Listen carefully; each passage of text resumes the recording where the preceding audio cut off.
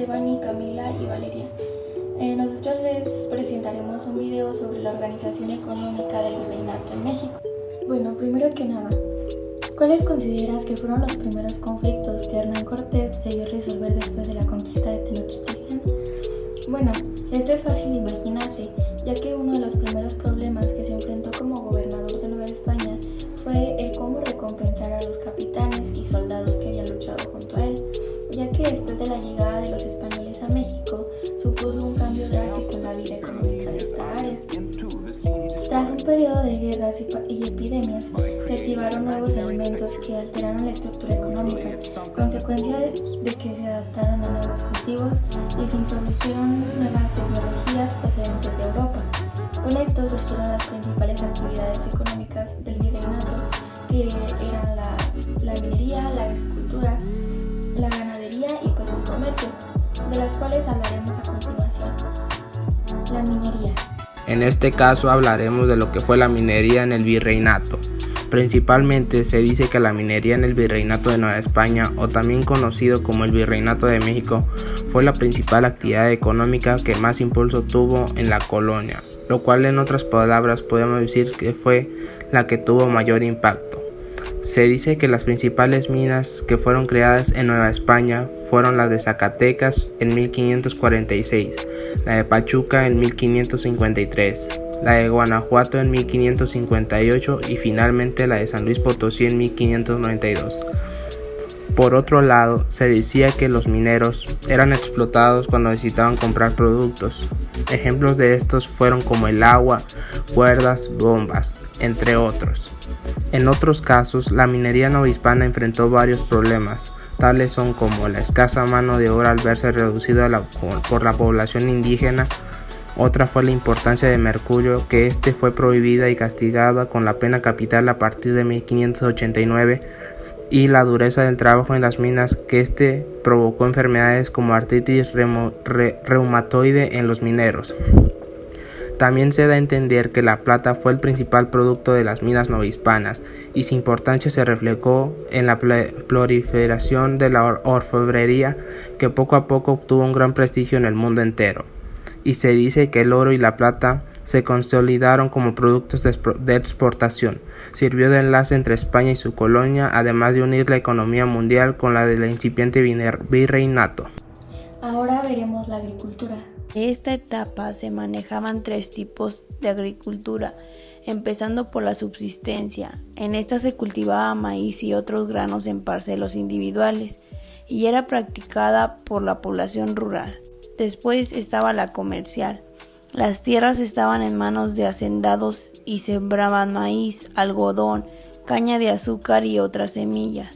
Por último, era la comunal. Los productos eran comprados por alcaldes y corregidores, quienes los vendían a altos precios en las ciudades y los centros mineros, ya que tras la conquista se estableció la encomienda, que consistía en repartir tierras e indígenas a los españoles, para que sacaran provecho de su trabajo y el tributo. Así que el paisaje mesoamericano empezó a cambiar con las nuevas actividades económicas, o bien por la modificación de las existentes. Con esto llegamos a comprender que en la Nueva España la agricultura fue la base de la economía, por la producción de alimentos para la población y para el ganado, y como materia prima para otras actividades económicas como la minería.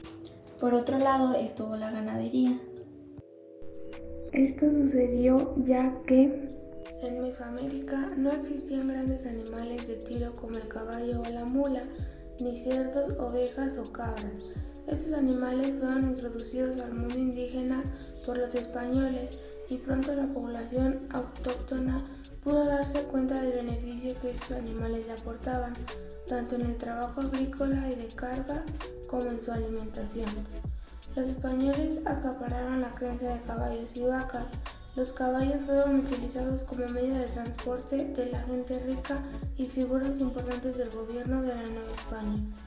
Además de los exploradores y en menor medida también fueron utilizados para la carga de mercancías, aunque esta tarea estaba principalmente destinada a las mulas.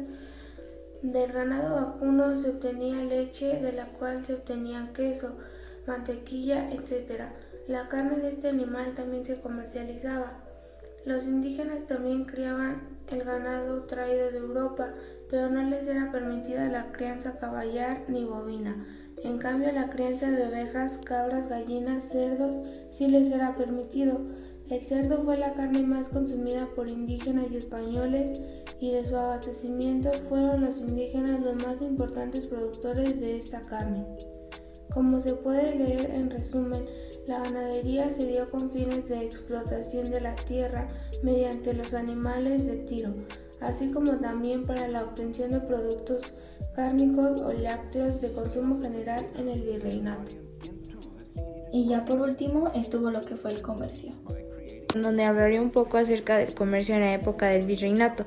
Se encontraba monopolizado, es decir, tenía que conseguir el monopolio de un tipo de comercio o industria. Por ley, las coronas españolas solo podían comerciar por un puerto de España y el monopolio se conservó por más de 2 siglos. Todo debía pasar por la metrópoli. Esto provocó distintos actores económicos en el Imperio español. En 1778 se abrieron el comercio libre. Desde el punto de vista económico, la llegada de los españoles trajo epidemias, guerras, nuevas tecnologías, cultivos y ganadería, entre otras cosas. El comercio se estructuró en función de las necesidades del comercio europeo al servicio de la corona española. Al principio del comercio entre México y España se limitó mucho a metales precisos, ya que los costes y tecnologías de transporte hacían inviable a otros comercios, a lo que se añade la falta de demanda en Europa, por ser desconocidos y por el precio que llevaban. El puerto de Veracruz y Acapulco fueron sus principales puertos, ya que ambos construyeron elementos fundamentales para el comercio ultramarino. En mi punto de vista, el comercio tuvo sus pros y contras, ya que como dije al principio, en la breve investigación trajo enfermedades, pero también tuvo tecnologías, y eso ayudó mucho al comercio en México. Así que el comercio trajo muy buenos beneficios para México, independiente que malos pasando en el futuro.